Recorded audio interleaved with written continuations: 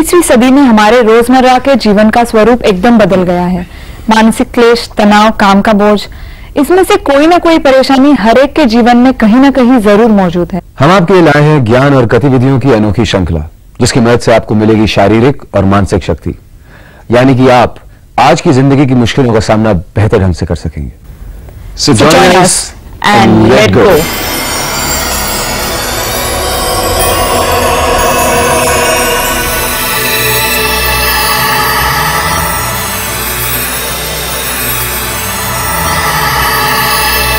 ये योग की श्रृंखला हमने माननीय योगाचार्य श्री अवनीश तिवारी जी के मार्गदर्शन से तैयार की है। योगाचार्य तिवारी जी पिछले 40 वर्षों से योगाभ्यास और उसके फायदों पर अनुशोधन करते आए हैं। योगाचार्य तिवारी जी सारे भारत में लगातार योग शिविर आयोजित करते आए हैं, जिनके जरिए सैकड़ों लोगों को योग का लाभ प्राप्त हुआ है। तो आइए उनके साथ उनके अनेक भक्तों में शामिल होकर शुरू करते हैं अपना सफर संपूर्ण स्वास्थ्य की ओर योग के साथ।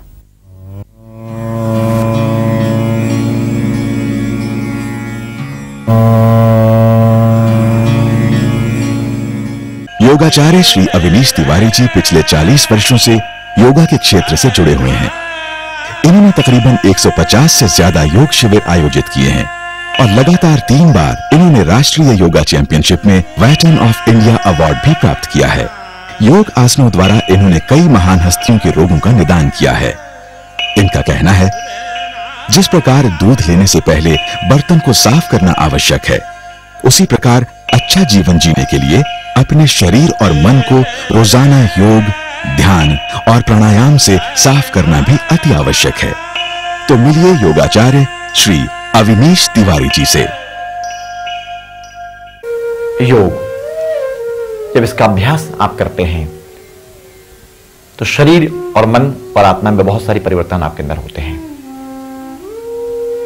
सबसे पहली बात, वाणी आपकी मधुर होती है। जो कल तक दुनिया आपकी दुश्मन थी वह दोस्त बन जाती है। जिस दुनिया को आप जलाने की बात करते हैं, खत्म करने की बात करते हैं, वह सारी दुनिया आपको अच्छी लगती है। अपने जो पराये लगते हैं वे अपने लगने लगते हैं। शब्द संभाल के बोलिए, शब्द संभाल के बोलिए, शब्द के हाथ ना पाओ। एक शब्द औषधि करे, औषधि मेडिसन। एक शब्द औषधि करे, एक शब्द करे खाओ चोट। जब भी हम कुछ भी बोलें, बहुत संभल के बोलें, बहुत अच्छा बोलें, बहुत मधुर बोलें। और यह मधुरता संपूर्ण संसार की सबसे बड़ी ताकत है। यदि आपने अच्छा बोलना सीख लिया तो संपूर्ण संसार आपकी मुट्ठी में आ जाएगा, आपकी ताकत में आ जाएगा। और जिस दिन आप कठोर बोलेंगे तो संपूर्ण संसार आपका दुश्मन बन सकता है। कैसे? पांडवों ने एक बहुत ही शानदार महल बनवाया। चमत्कारी महल था, जादुई महल था। दुर्योधन को आमंत्रित किया गया। दुर्योधन बड़े शौक से महल देखने आया। उसको बहुत खुशी हुई। उसकी खुशी की सीमा नहीं थी कि मेरे भाइयों ने मुझे महल देखने बुलाया है। उसे अच्छा लगा। जैसे ही महल में प्रवेश किया, उसके चमत्कारों को देख के दंग रह गया।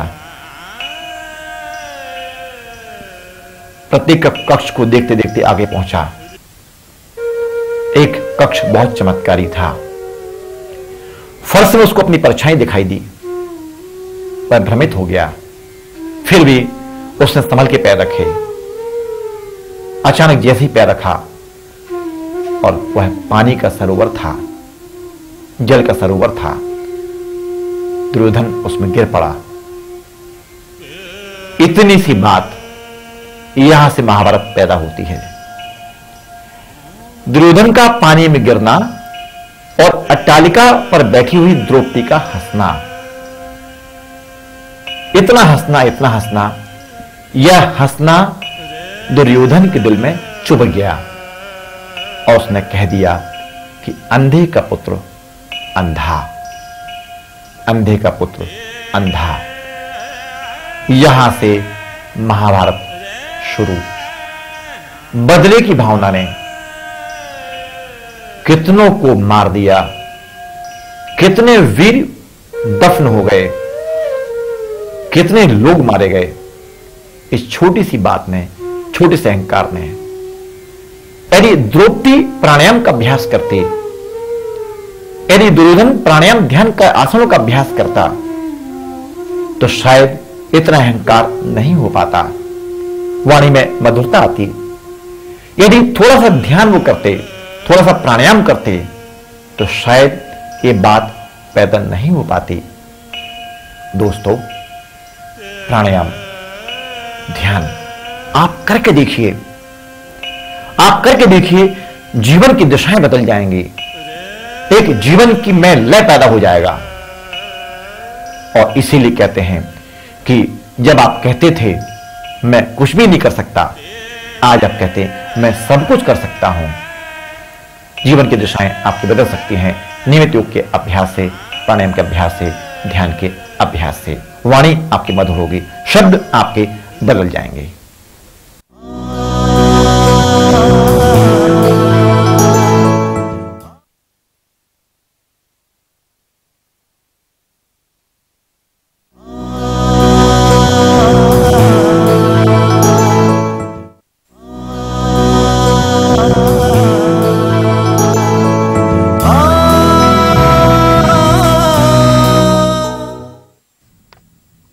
ताड़ आसन। एड़ियां मिली हुई और एड़ियां ऊपर उठाते हुए दोनों हाथ की तीली को आसमान की ओर खींचना है। पेट की संपूर्ण पेशी को अंदर खींचें और आसमान की ओर खींचिए, श्वास अंदर रोककर आहिस्ता आहिस्ता हाथ को वापस लाइए। फिर दोनों हाथ की हथेलियां आसमान की ओर खींचें, हाथ की कैंची बनाएं और पेट की संपूर्ण पेशियों को अंदर खींचें, एड़ियां आसमान की तरफ। इस क्रिया को रोज 10 बार करना चाहिए। पानी पीने के बाद पेट आपका साफ होगा। ताड़ आसन। जब आप दोनों हाथ की तीलियां आसमान की तरफ खींचकर श्वास को अंदर लेते हैं, उस दौरान आपके एब्डोमिनल मसल्स अंदर खींचती हैं। पेट के संपूर्ण भाग को अंदर खींचते जब ऊपर हाथ लाते हैं तो आपका पेट के भार कम होता है। कब्ज को दूर करने के लिए यह क्रिया लाभकारी है। आप नियमित 2 गिलास 3 गिलास गरम गरम पानी पीकर इस आसन को करें, पेट बढ़िया साफ होगा, वजन में कमी होगी। जिन बच्चों की ऊंचाई रुकी हुई है उनकी ऊंचाई बढ़ाने के लिए यह आसन की क्रिया लाभकारी है।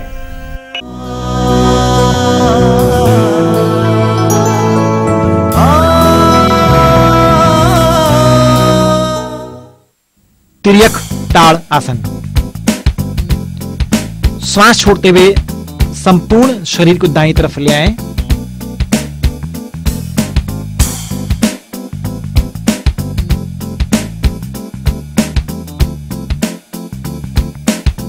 वापस लाइए, बाईं तरफ ले जाएं। कमर में, पीठ में आप दबाव महसूस करेंगे। यदि आपको कमर की तकलीफ हो रही है तो यह क्रिया ना करें।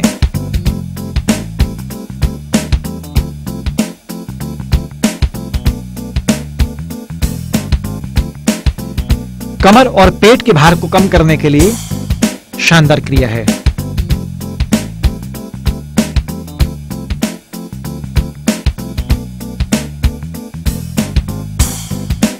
हाथ को बाजू से वापस ले आएं।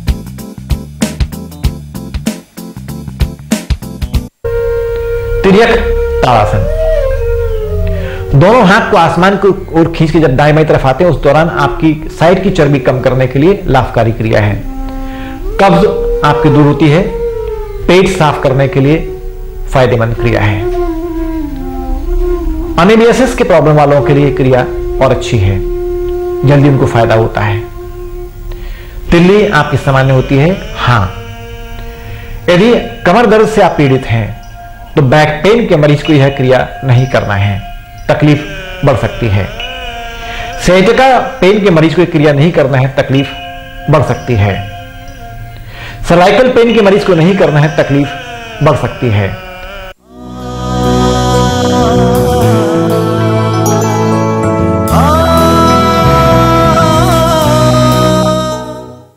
दोनों पैर फैलाइए, कटी चक्रासन, दोनों हाथ कंधे के समानांतर, बाईं तरफ घूमिए,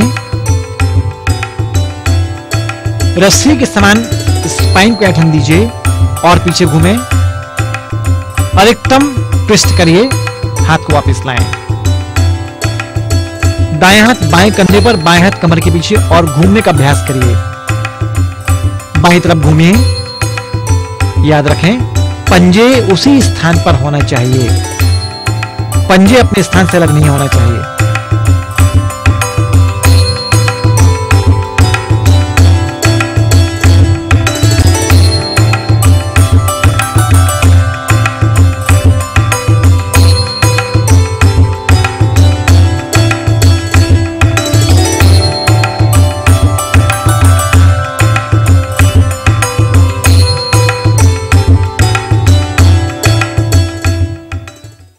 कटी चक्र आसन, कटी कमर, उसको घुमाना चक्र के समान। जब आप स्पाइन को मरोड़ देते हैं रस्सी के समान, जैसे कपड़ा निचोड़ते हैं, तो पेट के संपूर्ण फैट को खत्म करने के लिए फायदेमंद क्रिया है। पेट जड़ से आपका साफ होगा, आंतों में रुका हुआ मल आपका निष्कासित होगा। हृदय स्वस्थ करने के लिए, वजन कम करने के लिए क्रिया लाभकारी है।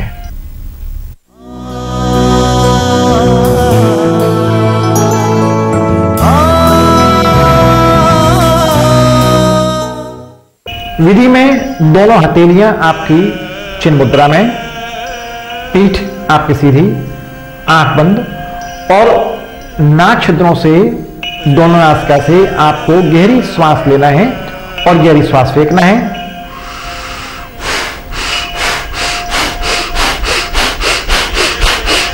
इस प्रकार से आप लंबी लंबी गहरी श्वास नाभि तक लेते हैं, श्वास को बाहर फेंकते हैं, नाभि तक लेते हैं, श्वास को बाहर फेंकते हैं, नाभि तक लेते हैं, श्वास को बाहर फेंकते हैं। इस क्रिया को गहरी से गहरी लगातार 1 मिनट, 2 मिनट, 3 मिनट, बढ़ाते बढ़ाते इसको 10 मिनट तक लाना है। दोनों हथेलियां आपकी चिन्ह मुद्रा में, पीठ आपकी सीधी, आंख बंद और नाक छिद्रों से, दोनों नासिका से आपको गहरी श्वास लेना है और गहरी श्वास फेंकना है। इस प्रकार से आप लंबी लंबी गहरी श्वास नाभि तक लेते हैं, श्वास को बाहर फेंकते हैं, नाभि तक लेते हैं, श्वास को बाहर फेंकते हैं।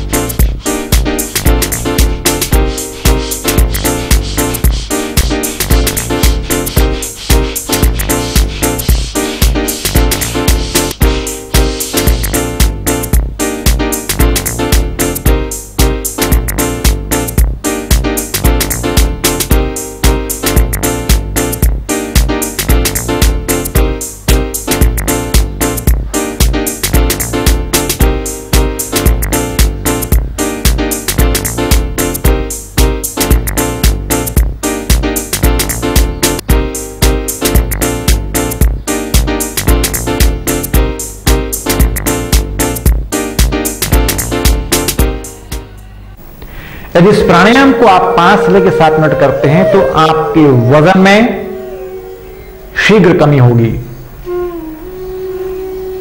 पेट की चर्बी छटेगी, कमर की तकलीफ में राहत मिलेगी, हृदय की तमाम पेशियां मजबूत होंगी,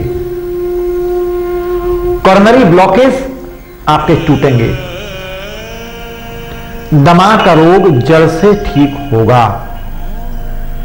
आंखों की रोशनी में आपको फायदा होगा, स्किन त्वचा आपकी चमकदार होगी, त्वचा के ऊपर जमा हुआ जो कालिमा है, जो ब्लैक पैचेस पड़ जाते हैं, कभी कभी आंखों के नीचे डार्क सर्कल पड़ जाते हैं, उसको खत्म करने के लिए भी प्राणायाम की क्रिया लाभकारी है। स्किन, आपकी त्वचा स्निग्ध होगी, चमकदार होगी, तेज उसमें पैदा होगा। बालों का झड़ना भी धीरे धीरे कम होना शुरू हो जाता है, बाल चमकदार होते हैं। बालों में सफेदी बहुत लेट होती है। संभवतः यदि प्राणायाम की गहनता आप करते हैं तो कभी कभी बाल काले होना शुरू हो जाते हैं।